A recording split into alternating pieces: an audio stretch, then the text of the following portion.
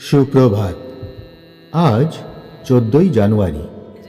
আজকের দিনে আমাদের প্রধান চিন্তা হোক, যখন আমরা ভগবানের দুয়ারে অর্থাৎ যিনি সত্য তাহার দুয়ারে আসিয়া পৌঁছাই, তখনই আমরা আনন্দ যে কী জিনিস তাহা বুঝিতে পারি।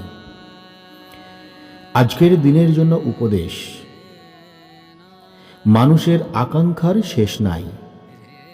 একটা সামঞ্জস্য গঠন করিয়াও সে তৃপ্ত হয় না, কারণ সে চায় পূর্ণতা, গভীরতা। ইহা তো আমরা বাহিরের জগতে পাই না, ইহা রহিয়াছে আমাদের অন্তঃস্থলে। যতক্ষণ না আমরা আমাদের আত্মার গভীরতম কন্দরে প্রবেশ করিতে পারি, ততক্ষণ আমরা সত্যিকারের আনন্দ, সত্যিকারের শক্তির উৎস খুঁজিয়া পাইব না। সেখানেই আমরা ভগবৎ সত্তার সন্ধান পাই।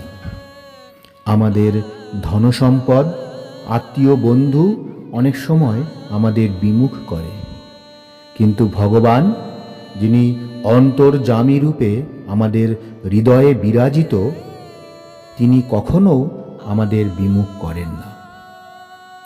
পার্থিব অবস্থার মধ্যে কোথাও যথার্থ আনন্দ নাই, তাহা শুধু অনন্ত সত্তার মধ্যেই পাওয়া যায়।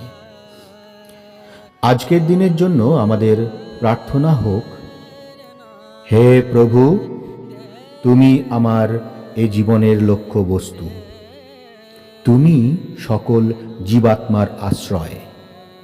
আমার ভিতরে এমন সত্য আকুতি জাগাও যে তাহারই বলে আমি দিব্য দৃষ্টি লাভ করিয়া তোমাকে সব কিছুর মধ্যে দেখিতে পাইব।